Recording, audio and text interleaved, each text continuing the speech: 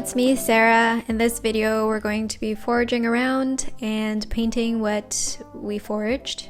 I mean, you're not really foraging with me, but kind of, so I'm gonna say we, because you were there in spirit. Yeah, so chapter 1 is QUINCE. I didn't know how to pronounce this word. If you watched my last video, I struggle with pronunciation. So let me just tell you some stuff about QUINCE. It is in the almond subfamily, so that's where you'll find apples and pears.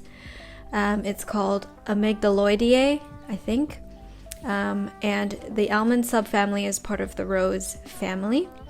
And it is known to have fleshy fruits and a 5-pointed star on the bottom. And that fact right there made me so excited because I was able to identify this 5-pointed star in the quince, and then also later on you'll see in the hawthorn. Quince is not as well known or used as apples and pears, but it should be, I think. It seems to be a very hardy tree. So one of the first things I noticed immediately about quince is it's quite hard. You know, when you touch an apple or a pear, it's hard, but there's some softness to it. But with the quince, it was really hard. And that's maybe one of the reasons why it's not as commonly consumed, is because you do have to process it. What I enjoyed the most was the smell of quince. It has this very light, lemony, appley smell. And I left the basket of quince in my entryway for a few days, and it was such a wonderful smell to be greeted by every time I came through the door.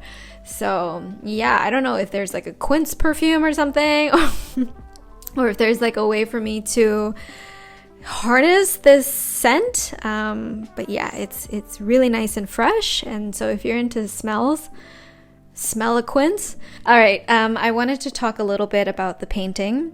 So as you can see, quince has this yellow and light green color. So I used Primary Yellow and Linden Green by Winsor & Newton. It's their designer's gouache, and it's my favorite gouache. It's just so buttery and so smooth to paint with. And those are the main two colors I used. When I moved on to the leaves, I also added a little bit of red to neutralize the green color. And yeah, there's not much else to say at this point. I'm just adding some dimension and some shadows because quince is a very lumpy fruit, which I find adorable. I love that it's so lumpy.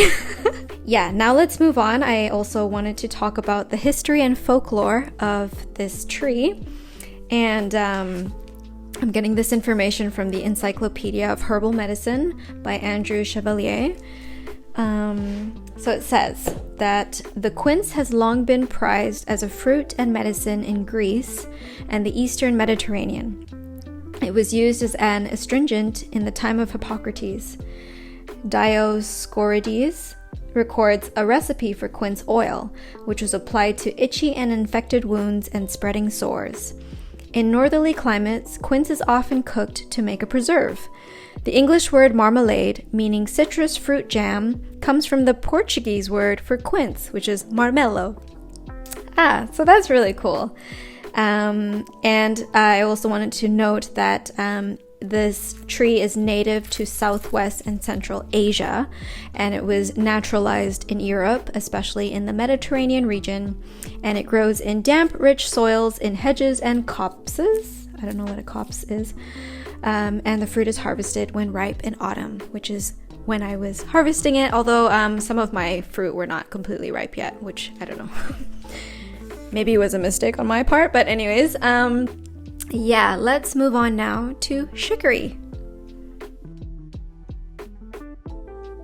Okay, so chicory is in the chicory or dandelion subfamily, and it is the most distinct subgrouping of the aster family. Its distinguishing feature is the strap-shaped petals and its milky juice in the stems, which is often bitter.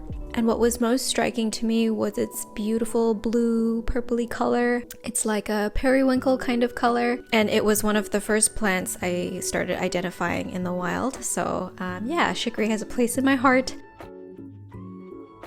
I wanted to share a little bit also about its history. So, it is native to Europe, and it also grows in North Africa and Western Asia.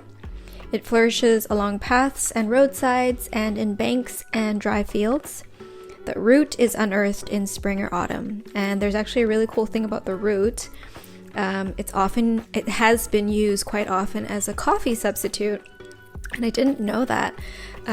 So I'm gonna try it. I don't actually drink coffee, but yeah. Anyway, so history and folklore. According to Pliny, chicory juice was mixed with rose oil and vinegar as a remedy for headaches. The roasted root is commonly used as a coffee substitute. The young root can be boiled and eaten like parsnips. So that's a little bit of info on chicory. Now let's move on to medronho.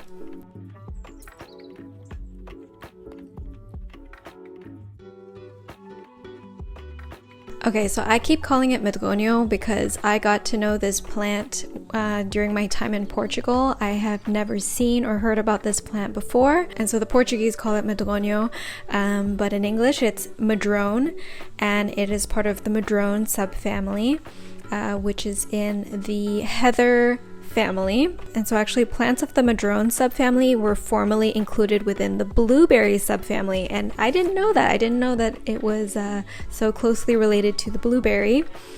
And another word for it is a strawberry tree. Its binomial name is Arbutus unedo, and unedo means, let me see here, the Latin unedo comes from unede, meaning only one I eat. I don't really know the real story behind that. Some people say because it's so good you should only eat one. People say, and other people say, oh, because it's like not so good then you should only eat one. So I don't know. I actually really like the taste of medronho, so yeah, I definitely eat more than one. And there are so many growing all around the land. And another thing I learned about this tree is that it is a pioneer tree. It is fire resistant. It is a very hardy tree. So yeah, I'm a big fan of it. I've become a big fan of it.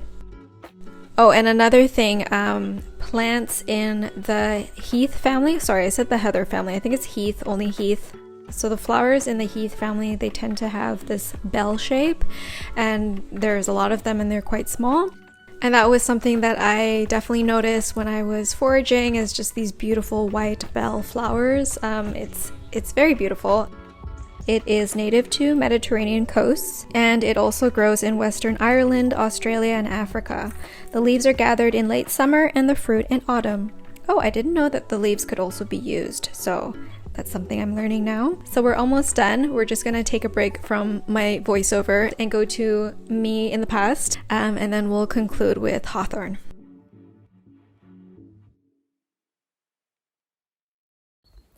Okay, now it's more quiet and I can chat a bit.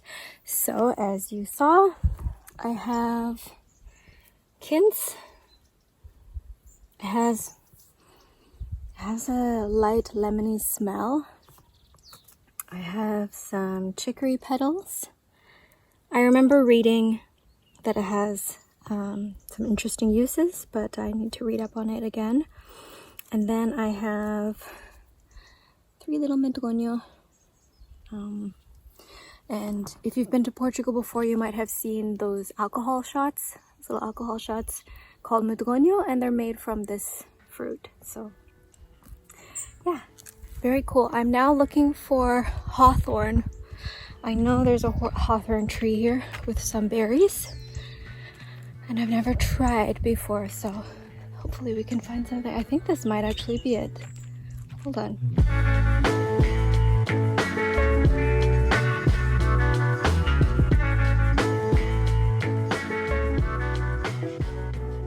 So we end with the beautiful hawthorn, and this is where it gets really exciting for me. The hawthorn is in the almond subfamily, just like the quince.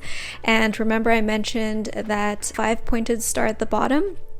Yeah, so It's in the quince and it's also in the hawthorn. I don't know why this just makes me so happy, but yeah, it's really cool when, at least for me, when I'm able to see all of these connections in nature. And sometimes I feel like especially when we're new to nature, so to say, everything is a little bit of a blur, and it's really nice to be able to see all of these different characteristics and how they may be categorized together. I hope you feel the same. I hope it's interesting for you too. But yeah, anyways, so as mentioned, it is in the almond subfamily, which is in the rose family.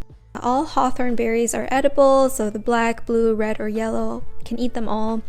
The blue-black fruits tend to be pulpy and delicious, whereas the red fruits are more seedy and astringent, and that was definitely my experience with these red berries. Hawthorn is an extremely valuable medicinal herb. It was known in the Middle Ages as a symbol of hope and taken for many ailments. Today it is used mainly for heart and circulatory disorders. Western herbalists consider it literally to be a food for the heart, increasing blood flow to the heart muscles and restoring normal heartbeat. The hawthorn tree grows in hedgerows, copses, and fields throughout the British Isles and in all temperate regions of the Northern Hemisphere. It can be propagated from seed, but it takes 18 months to germinate, so the trees are usually cultivated from cuttings. The flowering tops are harvested in late spring and the berries in late summer to early autumn. And I actually painted a hawthorn tree before because my late uncle, he loved the hawthorn tree and I think it was a symbol of hope for him. Unfortunately, he passed this year, and so the hawthorn is a tree for him in memory of him and his life. So yeah, this is for you, Uncle. I truly hope that you have enjoyed this time. I love learning about plants and I love learning how to identify them. I'm not necessarily wanting to make big harvests and use everything that I find. I think it's also important to leave nature alone and just to simply watch and observe and see all the connections found in nature. I think we do enough taking, and a big part of giving back and a big part of caring about nature is knowing nature and learning about it. So that's really my main goal right now. In the future though, as I observe my environment more and I can see where plants are more abundant, then I'll feel more comfortable with bigger harvests and processing and so on and so forth. So yeah, for now we'll keep it small and just learn. Thanks as always for spending this time with me. Now it's time for us to head on home and say hello to little Mango. Yeah, what were you doing while I was gone? What were you doing while I was gone? I think you were sleeping, huh, Pop? No, you were sleeping. Yeah, Pop. I know where Mango is sleeping.